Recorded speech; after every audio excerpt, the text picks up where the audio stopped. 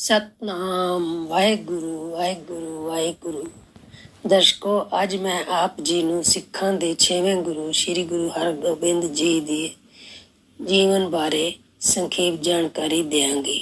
ਸ੍ਰੀ ਗੁਰੂ ਹਰਗੋਬਿੰਦ ਸਾਹਿਬ ਜੀ ਦਾ ਜਨਮ 19 ਜੂਨ 1595 ਈਸਵੀ ਵਿੱਚ ਅੰਮ੍ਰਿਤਸਰ ਤੋਂ 10 ਕਿਲੋਮੀਟਰ ਦੀ ਦੂਰੀ ਤੇ ਵਡਾਲੀ ਪਿੰਡ ਵਿੱਚ ਸਿੱਖਾਂ ਦੇ 5ਵੇਂ ਗੁਰੂ ਸ੍ਰੀ ਗੁਰੂ ਅਰਜਨ ਦੇਵ ਜੀ ਅਤੇ ਮਾਤਾ ਗੰਗਾ ਜੀ ਦੇ ਘਰ ਹੋਇਆ। ਆਪ ਆਪਣੇ ਮਾਤਾ ਪਿਤਾ ਦੇ ਇਕੱਲੇ ਪੁੱਤਰ ਸਨ। ਸ਼ਕਲ ਸੂਰਤ ਵਿੱਚ ਬਹੁਤ ਸੋਹਣੇ ਸਨ।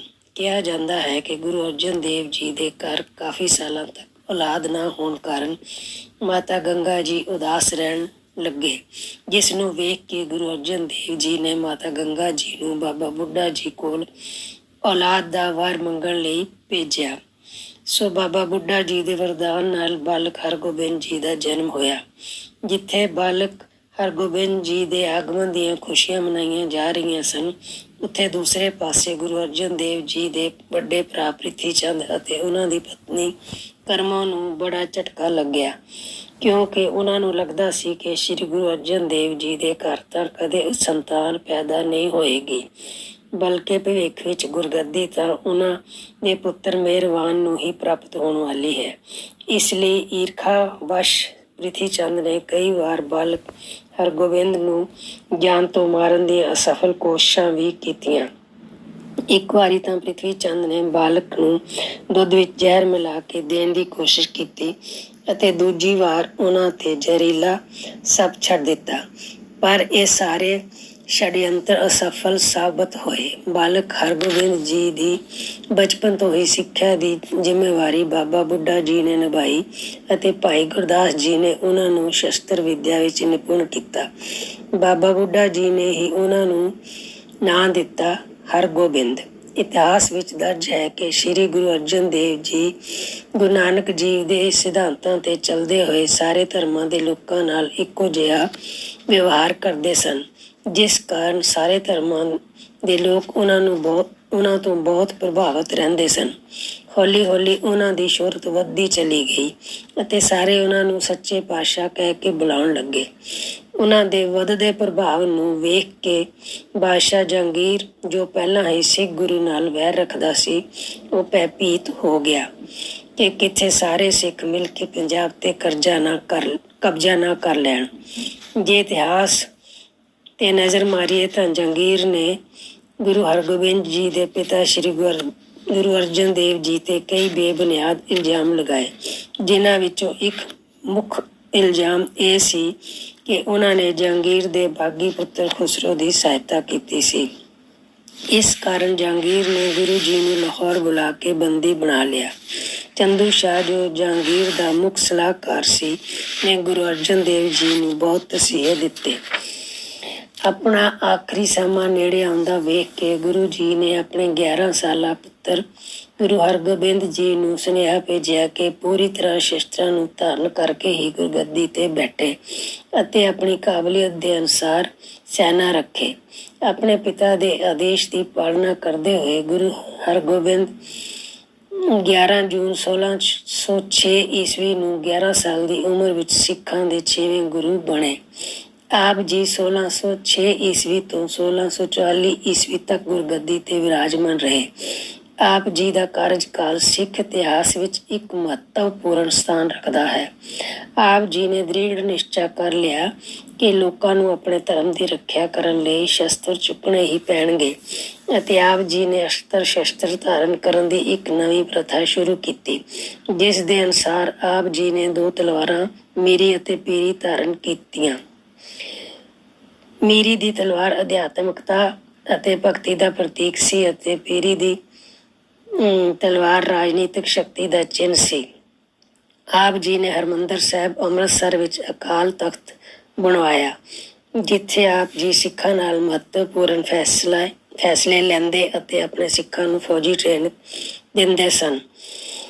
ਇਸ ਤਰ੍ਹਾਂ ਸਿੱਖ ਮਤ ਨੂੰ ਲੜਾਕੂ ਸੰਗਠਨ ਵਿੱਚ ਬਦਲਣ ਦੀ ਆਪ ਨੇ ਪਹਿਲ ਕੀਤੀ। ਆਪ ਜੀ ਨੇ ਆਪਣੇ ਸਿੱਖਾਂ ਨੂੰ ਇੱਕ ਪਾਸੇ ਆਪਣੇ 5 ਗੁਰੂਆਂ ਦੀ ਸਿੱਖਿਆ ਦੇ ਅਨੁਸਾਰ ਸਤਨਾਮ ਦਾ ਜਾਪ ਕਰਵਾਇਆ ਕਰਦੇ ਅਤੇ ਨਾਲ ਹੀ ਮੁਗਲਾਂ ਦੇ ਖਿਲਾਫ ਸ਼ਸਤਰ ਧਾਰਨ ਕਰਨ ਦਾ ਉਪਦੇਸ਼ ਦਿੰਦੇ ਸਨ। ਆਪ ਜੀ ਨੇ ਸੰਗਤਾਂ ਨਾਲ ਵਚਨ ਕੀਤਾ ਕਿ ਜਿੱਥੇ ਦੀਨ ਦੁਖੀਆਂ ਲਈ ਦੇਗ ਹੋਏਗੀ ਅਤੇ ਲੰਗਰ ਤਿਆਰ ਕੀਤਾ ਜਾਏਗਾ, ਉੱਥੇ ਹੀ ਅਤਿਆਚਾਰੀ ਅਤੇ ਪਾਪੀਆਂ ਨੂੰ ਖਤਮ ਕਰਨ ਲਈ ਤੇਗ ਯਾਨੀ ਤਲਵਾਰ ਹੋਏਗੀ।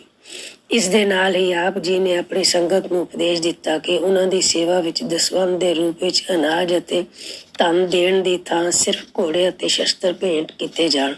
ਇਸ ਤਰ੍ਹਾਂ ਸੰਗਤਾਂ ਨੇ ਆਪ ਜੀ ਦੀ ਸੇਵਾ ਵਿੱਚ ਘੋੜੇ ਅਤੇ ਸ਼ਸਤਰ ਭੇਟਾ ਕਰਨੇ ਸ਼ੁਰੂ ਕਰ ਦਿੱਤੇ, ਜਿਸ ਨਾਲ ਗੁਰੂ ਜੀ ਕੋਲ ਕਾਫੀ ਸ਼ਸਤਰ ਅਤੇ ਘੋੜੇ ਇਕੱਠੇ ਹੋ ਗਏ। ਗੁਰੂ ਜੀ ਦੇ 3 ਵਿਆਹ ਹੋਏ ਸਨ। ਪਹਿਲੀ ਪਤਨੀ ਮਾਤਾ ਦਮੋਦਰੀ ਜੀ ਸੀ, ਜਿਸ ਤੋਂ ਆਪ ਜੀ ਦੇ 2 ਪੁੱਤਰ ਬਾਬਾ ਗੁਰਦਿੱਤਾ ਜੀ ਅਤੇ ਬਾਬਾ ਅਨਿਰਾਏ ਜੀ ਅਤੇ ਇੱਕ ਪੁੱਤਰੀ ਬੀਬੀ ਵੀਰੋ ਜੀ ਦੀ ਪ੍ਰਾਪਤੀ ਹੋਈ। ਦੂਸਰੀ ਪਤਨੀ ਮਾਤਾ ਮਰਵਾਹੀ ਜੀ, ਜਿਸ ਤੋਂ ਆਪ ਜੀ ਨੂੰ 2 ਪੁੱਤਰ ਯਾਨੀ ਬਾਬਾ ਸੂਰਜਮਲ ਜੀ ਅਤੇ ਬਾਬਾ ਅਟਲ ਰਾਏ ਜੀ ਪ੍ਰਾਪਤ ਹੋਏ। ਆਪ ਜੀ ਦਾ ਤੀਜਾ ਵਿਆਹ ਮਾਤਾ ਨਾਨਕੀ ਜੀ ਨਾਲ ਹੋਇਆ, ਜਿਸ ਤੋਂ ਆਪ ਜੀ ਨੂੰ ਬਾਲਕ ਤੇਗ ਬਹਾਦਰ ਪ੍ਰਾਪਤ ਹੋਇਆ। ਆਪ ਗ੍ਰਹਿਸਥ ਜੀਵਨ ਦਾ ਪਾਲਣ ਕਰਦੇ ਹੋਏ ਵੀ ਜ਼ਿਆਦਾ ਸਮਾਂ ਈਸ਼ਵਰ ਦੀ ਭਗਤੀ ਵਿੱਚ ਬਿਤਾਇਆ ਕਰਦੇ। ਸਮਾਧੀ ਤੋਂ ਉੱਠ ਕੇ ਹਰ ਰੋਜ਼ ਆਪ ਜੀ ਸ੍ਰੀ ਹਰਿਮੰਦਰ ਸਾਹਿਬ ਦਰਸ਼ਨ ਲਈ ਜਾਇਆ ਕਰਦੇ, ਜਿੱਥੇ ਸੰਗਤਾਂ ਨੂੰ ਧਾਰਮਿਕ ਉਪਦੇਸ਼ ਦਿਆ ਕਰਦੇ। ਸ਼ਾਮ ਹੁੰਦੇ ਹੀ ਰਹਿਰਾਸ ਸਾਹਿਬ ਦਾ ਪਾਠ ਕਰਨ ਤੋਂ ਬਾਅਦ ਦੀਵਾਨ ਦੀ ਸਮਾਪਤੀ ਕਰਕੇ ਆਪ ਆਪਣੇ ਮਹਿਲ ਵਿੱਚ ਨਿਵਾਸ ਕਰਿਆ ਕਰਦੇ ਸਨ। ਐਸੀ ਸੀ ਆਪ ਜੀ ਦੀ ਰੋਜ਼ਮर्रा ਦੀ ਜ਼ਿੰਦਗੀ। ਇਤਿਹਾਸ ਵਿੱਚ ਦਰਜ ਹੈ ਕਿ ਇੱਕ ਵਾਰੀ ਚੰਦੂ ਸ਼ਾਹ, ਜੋ ਕਿ ਜਹਾਂਗੀਰ ਦਾ ਸਲਾਹਕਾਰ ਸੀ, ਗੁਰੂ ਜੀ ਕੋਲ ਆਪਣੀ ਬੇਟੀ ਦਾ ਰਿਸ਼ਤਾ ਲੈ ਕੇ ਆਇਆ। ਉਹ ਗੁਰੂ ਅਰਜਨ ਦੇਵ ਜੀ ਦੇ ਸਮੇਂ ਵਿੱਚ ਵੀ ਐਸਾ ਹੀ ਪ੍ਰਸਤਾਵ ਲੈ ਕੇ ਆਇਆ ਸੀ। ਕਹਿੰਦੇ ਹਨ ਕਿ ਗੁਰੂ ਹਰਗੋਬਿੰਦ ਜੀ ਨੇ ਉਸ ਦਾ ਪ੍ਰਸਤਾਵ ਠੁਕਰਾ ਦਿੱਤਾ ਅਤੇ ਕਿਹਾ ਕਿ ਉਹ ਆਪਣੇ ਪਿਤਾ ਦੇ ਕਾਤਲਾਂ ਨਾਲ ਕੋਈ ਰਿਸ਼ਤਾ ਨਹੀਂ ਰੱਖਣਾ ਚਾਹੁੰਦੇ। ਦੂਸਰੀ ਵਾਰ ਗੁਰੂ ਸਾਹਿਬ ਵੱਲੋਂ ਇਨਕਾਰ ਕਰਨ ਤੇ ਚੰਦੂ ਸ਼ਾਹ ਬਹੁਤ ਕ੍ਰੋਧਿਤ ਹੋਇਆ। ਉਸਨੇ ਜਹਾਂਗੀਰ ਨੂੰ ਭੜਕਾਉਂਦੇ ਹੋਏ ਕਿਹਾ, ਪਾਤਸ਼ਾਹ, ਗੁਰੂ ਅਰਜਨ ਦੇਵ ਜੀ ਦੀ ਗੱਦੀ ਤੇ ਜੋ ਉਹਨਾਂ ਦਾ ਪੁੱਤਰ ਬੈਠਾ ਹੈ, ਉਸਨੇ ਢੇਰ ਸਾਰੀ ਫੌਜ ਇਕੱਠੀ ਕਰ ਲਈ ਹੈ। ਆਪਣੇ ਬੈਠਣ ਲਈ ਉਸਨੇ ਤਖਤ ਬਣਾ ਲਿਆ ਹੈ ਅਤੇ ਬਾਦਸ਼ਾਹ ਦੀ ਤਰ੍ਹਾਂ ਕਲਗੀ ਲਗਾਉਂਦਾ ਹੈ, ਸ਼ਸਤਰ ਪਾਉਂਦਾ ਹੈ। ਉਸਨੇ ਆਪਣੀ ਸੈਨਾ ਵੀ ਤਿਆਰ ਕਰ ਲਈ ਹੈ। ਜੇ ਉਸਨੂੰ ਹੁਣੇ ਨਾ ਰੋਕਿਆ ਗਿਆ ਤਾਂ ਕਿਸੇ ਵੀ ਦਿਨ ਆਪ ਦੇ ਖਿਲਾਫ ਉੱਠ ਖੜਾ ਹੋਵੇਗਾ। ਚੰਦੂ ਸ਼ਾਹ ਦੁਆਰਾ ਭੜਕਾਉਣ ਤੇ ਜਹਾਂਗੀਰ ਨੇ ਆਪਣੇ 2 ਸੈਨਿਕਾਂ ਨੂੰ ਸ੍ਰੀ ਹਰਗੋਬਿੰਦ ਸਾਹਿਬ ਜੀ ਨੂੰ ਸਨਮਾਨਪੂਰਵਕ ਲਿਆਉਣ ਲਈ ਭੇਜਿਆ। ਗੁਰੂ ਜੀ ਨੇ ਉਸ ਵਕਤ ਆਪਣੀ ਮਾਤਾ ਜੀ ਅਤੇ ਬਾਬਾ ਬੁੱਢਾ ਜੀ ਤੋਂ ਆਗਿਆ ਲਈ ਅਤੇ ਆਪਣੇ 5 ਸੇਵਕਾਂ ਨਾਲ ਦਿੱਲੀ ਪਹੁੰਚੇ, ਜਿੱਥੇ ਆਪ ਜੀ ਦੀ ਮੁਲਾਕਾਤ ਜਹਾਂਗੀਰ ਨਾਲ ਹੋਈ। ਉਸਨੇ ਗੁਰੂ ਜੀ ਨੂੰ ਇੱਕ ਸੁੰਦਰ ਆਸਨ ਤੇ ਸਨਮਾਨ ਸਹਿਤ ਬਿਠਾ ਕੇ ਪੁੱਛਿਆ, ਹੇ ਪੀਰ ਜੀ, ਸਾਡੇ ਦੇਸ਼ ਵਿੱਚ 2 ਧਰਮ ਹਨ, ਹਿੰਦੂ ਅਤੇ ਮੁਸਲਮਾਨ। ਦੋਵੇਂ ਧਰਮ ਅਲੱਗ-ਅਲੱਗ ਕਰਮ ਕਰਦੇ ਹਨ।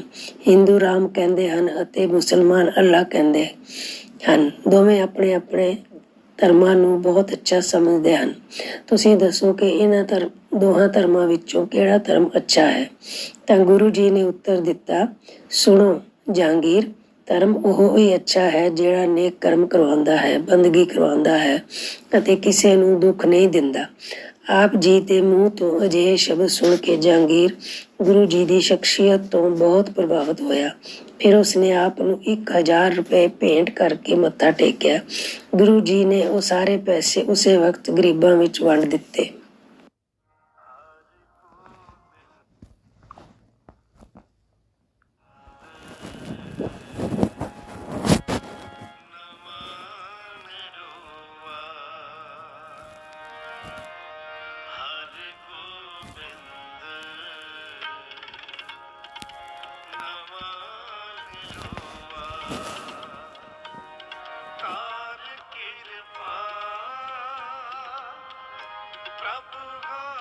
तेरा किया